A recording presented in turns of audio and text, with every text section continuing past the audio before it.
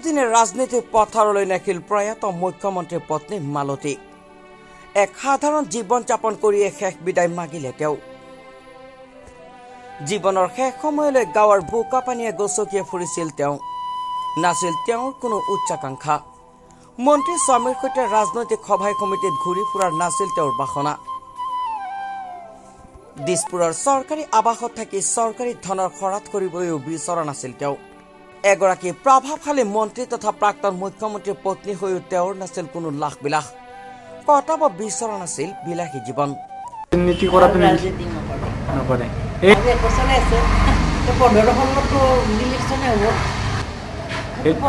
Health minister দিছে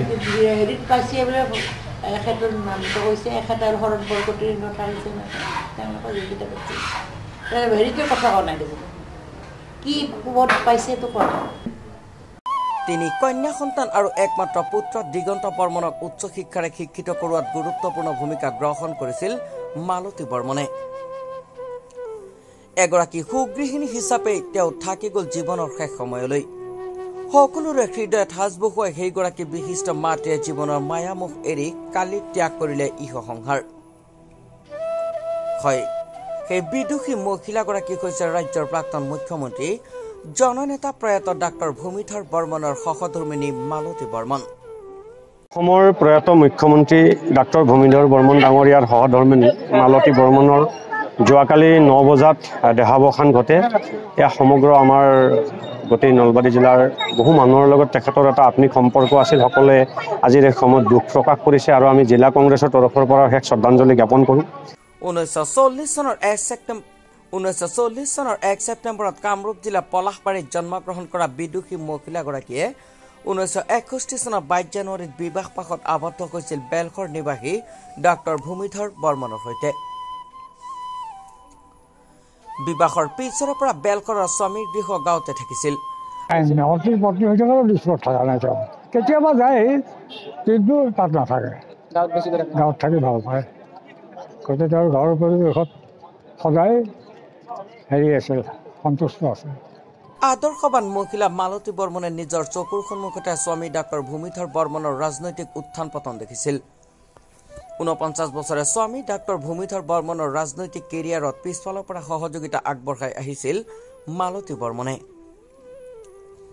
সেইগৰাকী বিদুষী মহিলাই শেহতীয়াকৈ মধুমেহ উচ্চ ৰক্তচাপজনিত কাৰণত অসুস্থ হৈ পৰাত বৰক্ষেত্ৰী সমষ্টিৰ বিধায়ক পুত্ৰ দিগন্ত বৰ্মনৰ গুৱাহাটীৰ গৃহত থাকি চিকিৎসা কৰাই আছিল।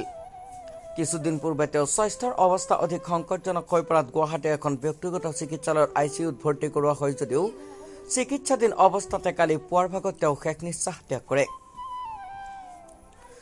আজি দিনৰ ভাগত তেওঁৰ নশ্বৰ দেহ গুৱাহাটীৰ গৃহৰ পৰা নলবাৰী বেলখৰৰ গৃহলৈ লৈ অহাৰ পিছতে পৰিয়াল আত্মীয় লোককে ধৰি গৃহগাঁৱৰ লোকসকলে শোকত ম্ৰিয়মান হৈ পৰে।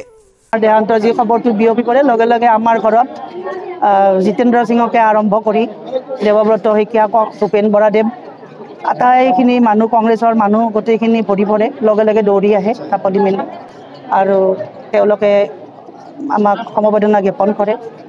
প্ৰদেশ কংগ্ৰেছকে ধৰি নলবাৰী জিলা কংগ্ৰেছ কমিটি, বিভিন্ন দল সংগঠন, অনুষ্ঠান প্ৰতিষ্ঠানে প্ৰয়াত মালতী বৰ্মনৰ নশ্বৰ দেহত শেষ শ্ৰদ্ধা জনায়।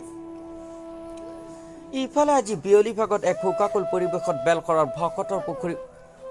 ভকতৰ পুখুৰী পাৰ চকত তেওঁৰ অন্ত্যেষ্টিক্ৰিয়া সম্পন্ন কৰা হয়। ভকতৰ পুখুৰী পাৰ চকত থকা শহুৰ ভকতৰাম বৰ্মন, শাহু মধুপ্ৰিয়া বৰ্মন আৰু স্বামী ডাক্তৰ ভূমিধৰ বৰ্মনৰ সমাধিক্ষেত্ৰ শান্তিভূমি উদ্যানত অগণন গুণমুগ্ধৰ উপস্থিতিত 84 বছৰীয়া বিদুষী মহিলাগৰাকীৰ অন্ত্যেষ্টিক্ৰিয়া সম্পন্ন কৰা হয়। তেওঁৰ মৃত্যুত প্ৰদেশ কংগ্ৰেছ কমিটিৰ সভাপতি ভূপেন বৰা, বিৰোধী দলপতি দেৱব্ৰত শইকীয়া, সাংসদ গৌৰৱ গগৈ, সাংসদ প্ৰদ্যুৎ বৰদলৈ, সাংসদ ৰকিবুল হুছেইন, কংগ্ৰেছ নেতা প্ৰদ্যুৎ ভূঞা, প্ৰদেশ কংগ্ৰেছৰ যুটীয়া সম্পাদক দিব্যজ্যোতি খালৈ, কংগ্ৰেছ নেতা ৰাতুল কলিতা, নলবাৰী জিলা কংগ্ৰেছৰ সভাপতি ৰাতুল পাটোৱাৰী, নলবাৰী বিশিষ্ট নাগৰিক জ্ঞানেন চক্ৰৱৰ্তীকে ধৰি বিভিন্ন দল সংগঠন, অনুষ্ঠান প্ৰতিষ্ঠানে গভীৰ শোক প্ৰকাশ কৰাৰ লগতে শোকসন্তপ্ত পৰিয়াললৈ সমবেদনা জ্ঞাপন কৰে। News desk report, Assam voice.